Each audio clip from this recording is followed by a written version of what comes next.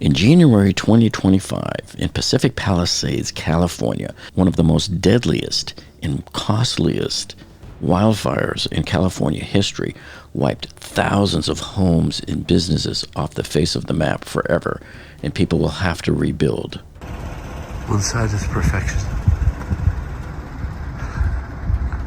the other sheer devastation. But how could this happen? It didn't matter if you were rich or poor or a celebrity like Mel Gibson here, or even Paris Hilton. Her house got hit in Malibu as well, and she shot this video of it to show us. So everybody wants to know how it got started and who's to blame, and the answers are going to surprise you. So what started the Palisades fire then? Well, today we're going to discuss this. We're going to analyze all of the evidence we have, and we're going to pinpoint where and how it started. Now, whenever we have a big environmental disaster like this, the one thing that aggravates me the most is how politics always finds a way to creep itself in there. And so naturally, the Democrats are going to come out and they're going to shift the blame over at the Republicans for whatever reason, and they're going to say it's global warming or climate change or whatever. Now, remember, they used to call it global warming for those of you playing along at home. And I used to question that because I used to say, all right, in the wintertime when some of these northern cities have record low temperatures, how do you get global warming and rapidly increasing temperatures of the planet, but yet still have record lows the next winter? So then, of course, they had to remarket and rebrand this whole thing. So now they call it climate change. Cut to the chase here. I'm going to tell you, this fire was not started by climate change or global warming, okay?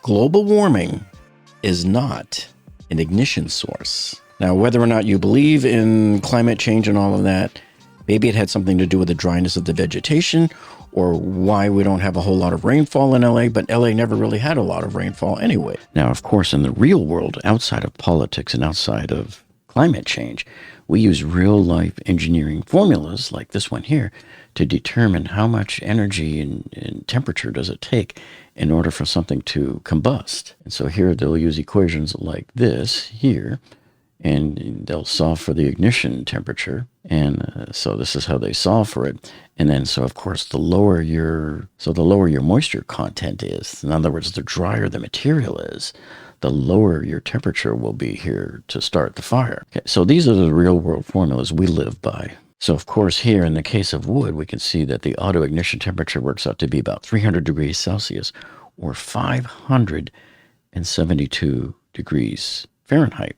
So this of course means that climate change or global warming could in no way ignite this wood. So you have to satisfy that condition, get it up to that high, which really means it came from either like a lightning strike or a spark or an equipment malfunctioning or arson or fireworks, something like that. So we're starting to see here, I think, fake videos popping up on to like X, for example. So this one here is a cam from the Alert California system. So they're sort of monitoring all of the wildfire areas. Now this one here, as you see here, it says their comment was that video of the Palisades fire appears to show someone near the site of the original fire as it erupted. This is completely false, and whoever put this up, it's just completely wrong.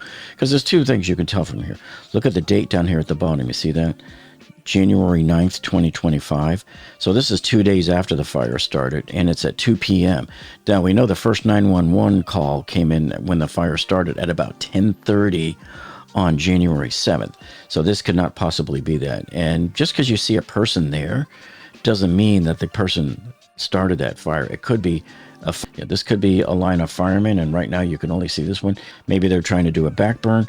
Maybe they saw this one flare up and they were up there trying to stomp it out, or it could have been just somebody on a trail going up there to try to stomp it out. You never know. But so this for sure is not depicting the ignition of the Palisades fire. So if you see videos like this claiming this, that's completely false. Okay, so here's where everything is in relation to like LAX. So if you've ever flown into LA, here's LAX here, and then Beverly Hills is up here. And then this brown area that you can see here is where the fire was, this shaded in area. Now, when it started on January 7th, Tuesday, at about 10:30 in the morning, the first 911 call came from right here on Piedra Morado Drive. Somebody there noticed it out their back window that it was somewhere out here. So it probably started somewhere in the vicinity here of Skull Rock, which is a popular giant stone in the shape of a skull that people like to come and visit all of the time. So it probably started in this area.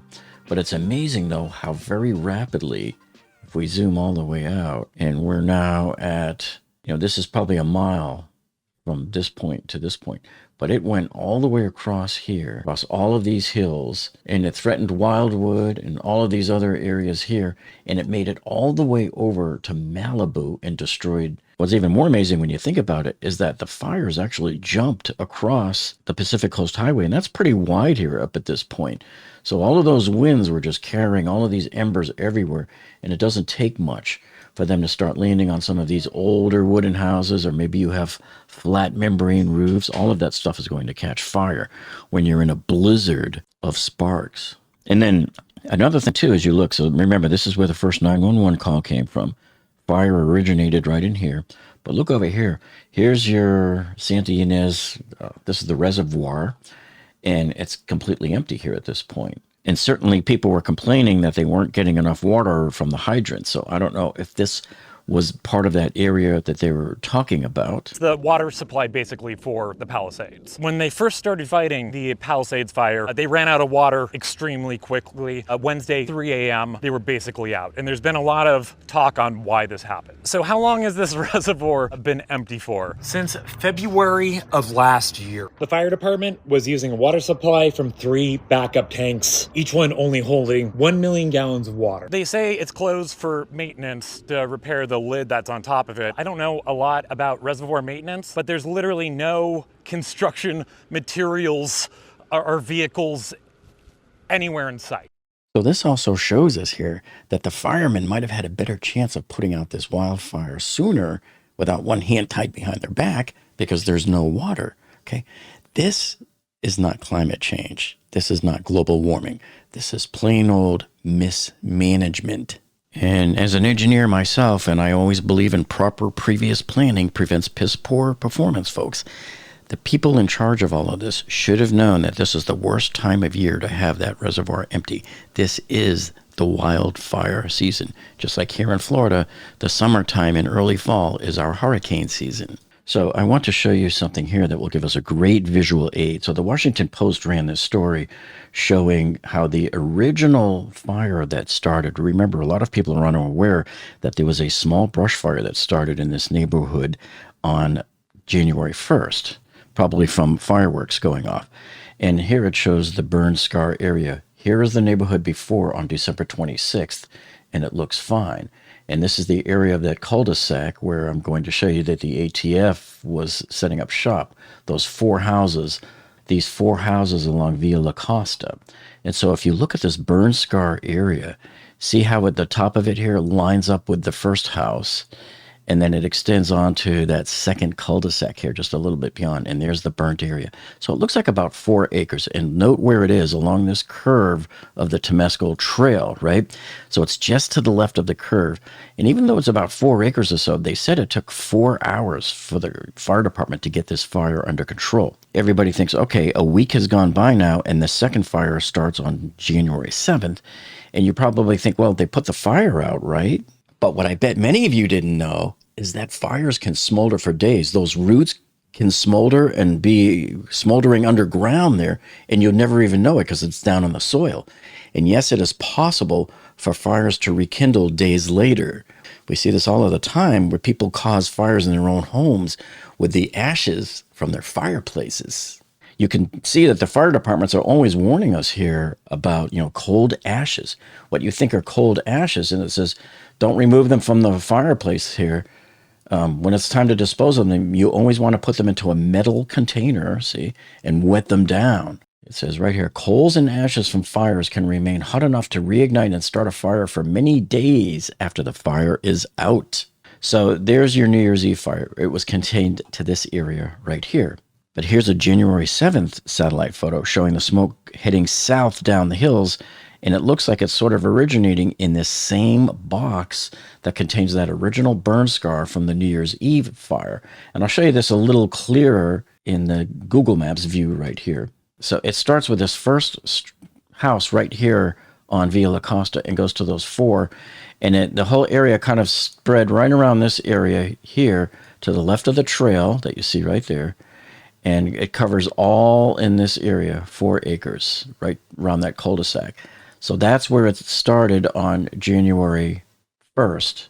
So on January 7th, when the fire resurfaced again and reignited, it was first seen from witnesses here that live along Piedra Morado Drive right here. In fact, the first 911 call came from over here.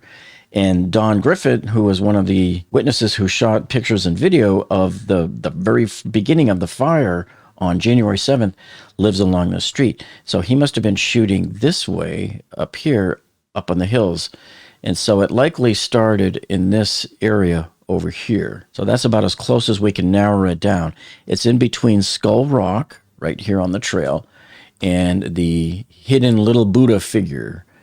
So this was the area that was previously scarred and burnt, and we believe that the second fire started somewhere around in here. And then as we can tell, it moved its way southward here, and it started to hit all of the other homes, like James Woods lives up in this area as well, and was showing us video from his backyard in this general area. And so a lot of the houses here got taken out. So here is where my engineering brain comes in, folks, because I'm getting a little suspicious about something here, and I want to run this by you. Take a look at this. Let us know in the comments if you agree with this here. But, you know, when I do failure analysis, I look for things that are different, things that are happening outside the norm. I look for outlier data points that might point to something. And here's what we've got here.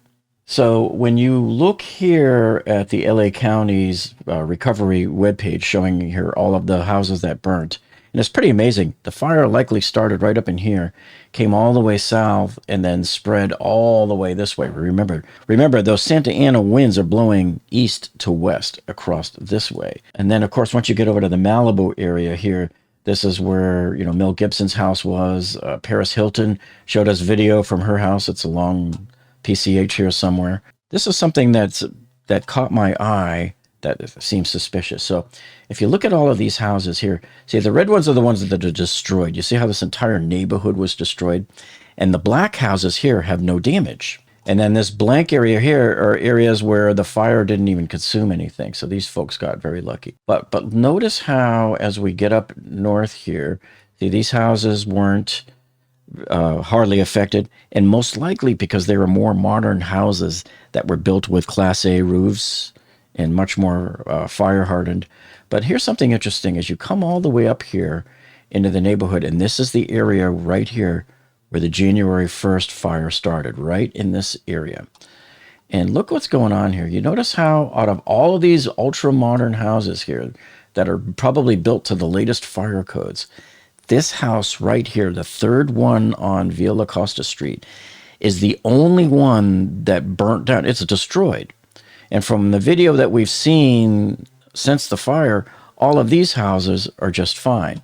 Let's take a closer look at these. Now, the cops ordered Channel 7 News to vacate the area, but there on the right, you can see there's where the house was that burnt down. How did that one burn down and all the ones right next to it are perfectly fine? And more importantly, look at all the vegetation around it. None of them are on fire or scorched. So how did this house just suddenly burn all the way to the ground? What was the ignition source for that house? So what we're talking about is this area right here. Remember, here's where the fire started. And, you know, if you look, you can see why all of these houses would have done very well, because they have my formula for perfection here for fire. You got the tile roofs, and they're likely made with concrete and stucco and stuff like that. Very little exposed wood. This house could have been a little better in terms of keeping vegetation away from it, but it does look like, for the most part, you got 5 feet of distance around the house where there isn't a lot of dead vegetation. Okay, so this house survived. We know it because we've seen it on the video from Channel 7 News. But this house should be the same way. How did this house burn all the way down to the ground when this entire neighborhood appeared to be intact as far as we know it? Now, here's some video that Channel 7 got from their helicopter showing the ATF investigators probably within a block or so of those houses. They're not showing exactly where they're at, but you can see all of the yellow tape set up and everything. So that's the area where they're definitely centering their investigation. Now, this is what drives me nuts about the news media sometimes. Like, they're bringing you video, but they don't sometimes give you everything you need. Like, why didn't they zoom all the way out to show us the exact area of where these investigators were in relation to the houses? That would have made a lot more sense for us. So that's the mystery right there. And so it's no mystery to me why the ATF brought 15 vehicles and lined them up down via La Costa Street. Channel 7 News said that the ATF truck was parked right in front of this house. I don't know if you guys are thinking what I'm thinking. You know, there's many questions that run through my mind. There's many scenarios we have to take into account.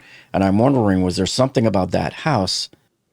So somebody had better explain to me very quickly, folks, how this house was able to burn all the way down to the ground like this, and yet none of the trees on its property look all that scorched, and none of the vegetation really looks scorched.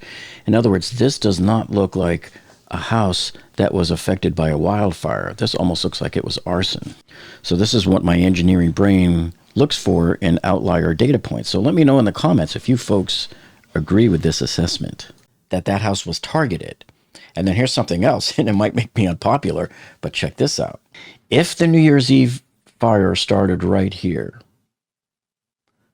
who would have been up in this area that late at night? It's pitch dark out. You know, everybody's going to be at New Year's Eve parties and stuff like that. Maybe there was one over here. I don't know.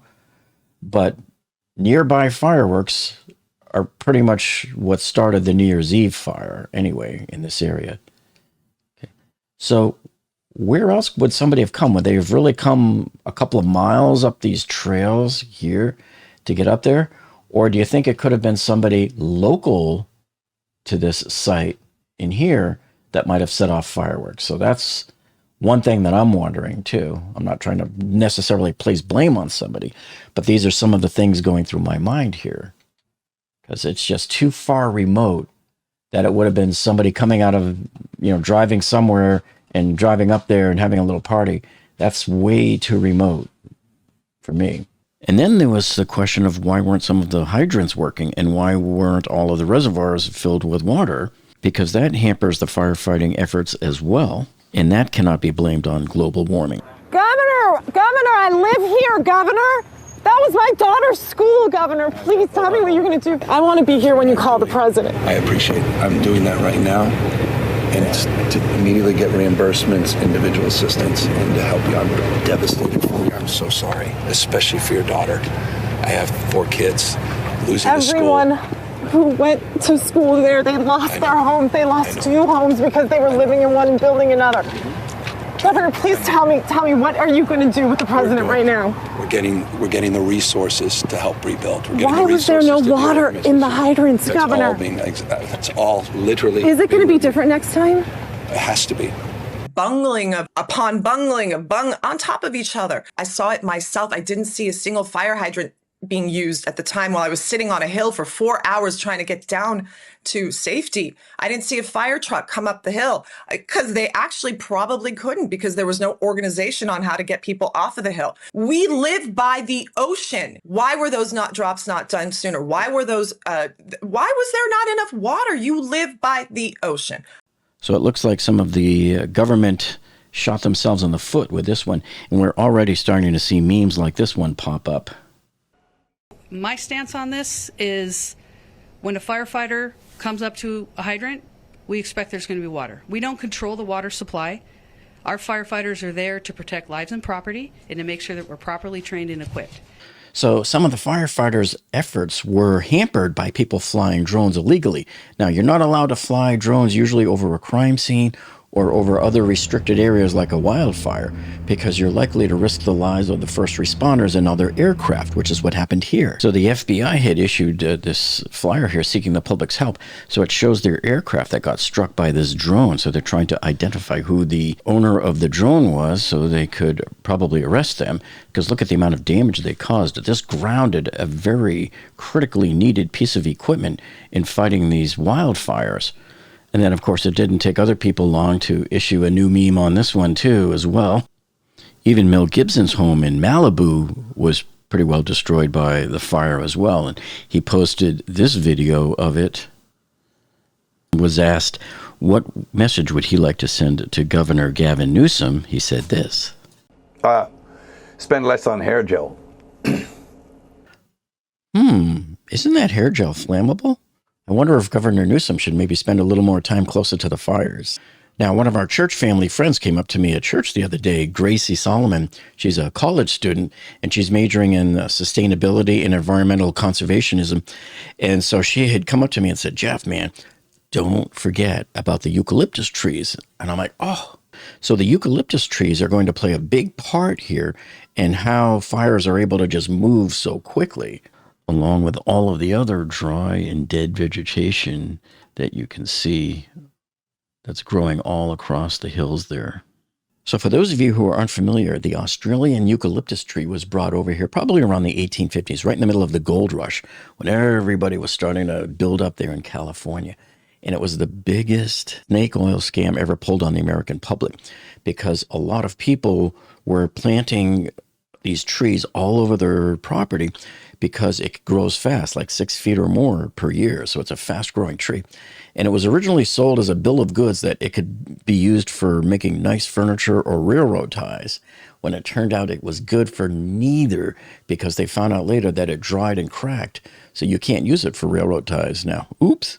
But that didn't stop everybody from planting all of these trees and then trying to sell these lands at higher values under the guise of, hey, you're going to use it to build furniture with. So what they've come to find out, and especially Australia has found out the hard way when half the country burnt down from it, is that they are flammable, and the oils from them are flammable too.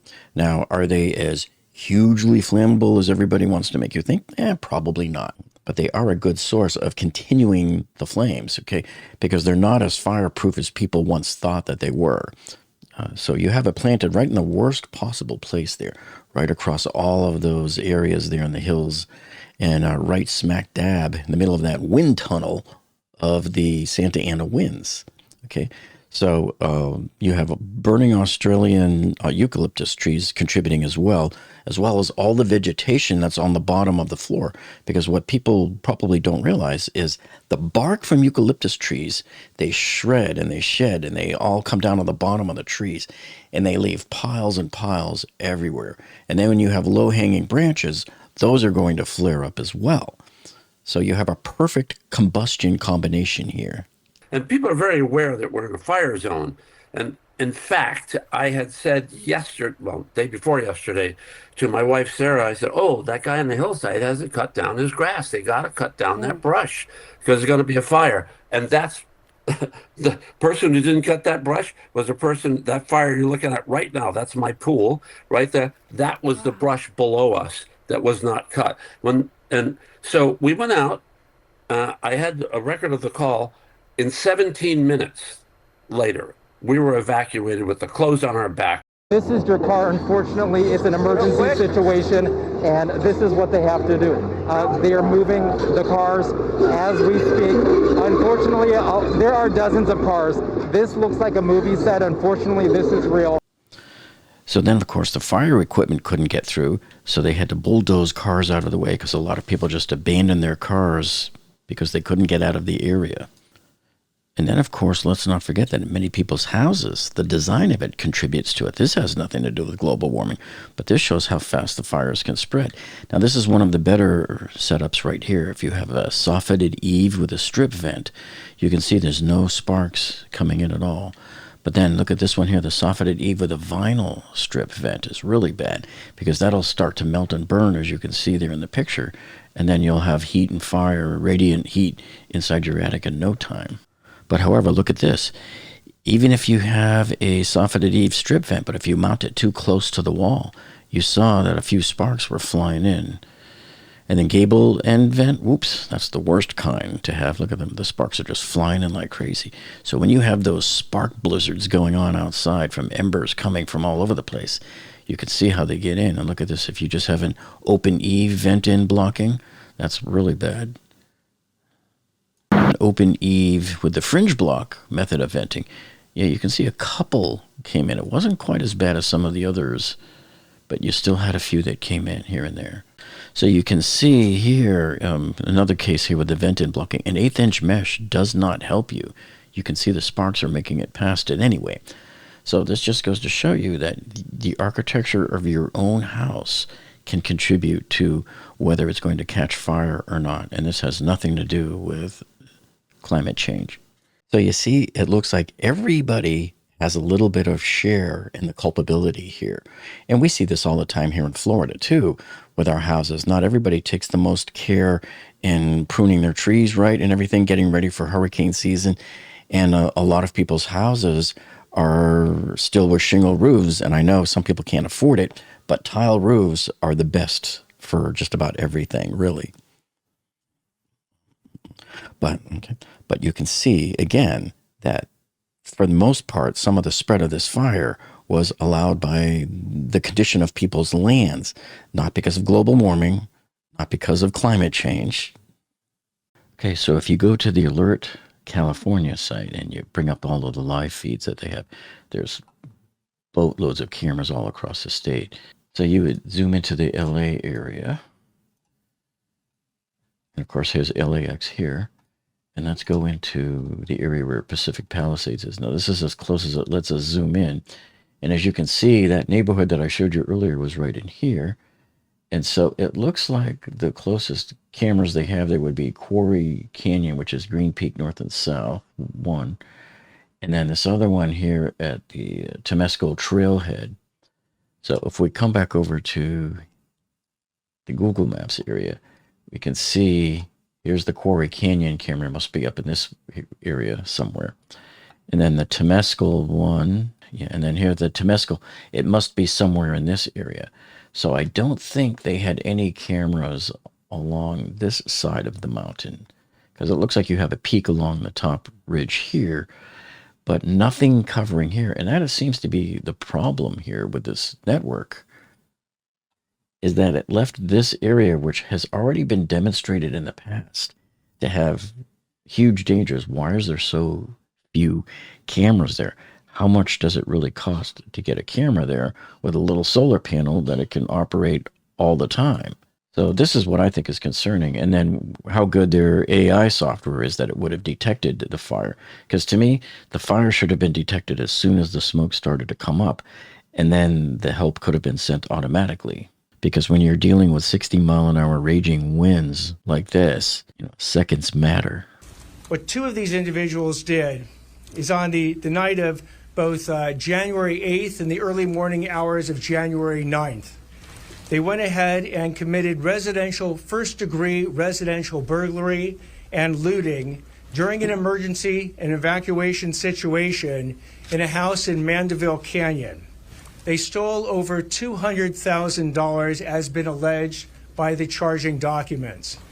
It was caught on a Ring camera. And the LAPD, through, again, such impressive investigation, worked with various leads and tracked Mr. Peoples and Mr. Bell to an apartment in Koreatown. Surveillance was then conducted.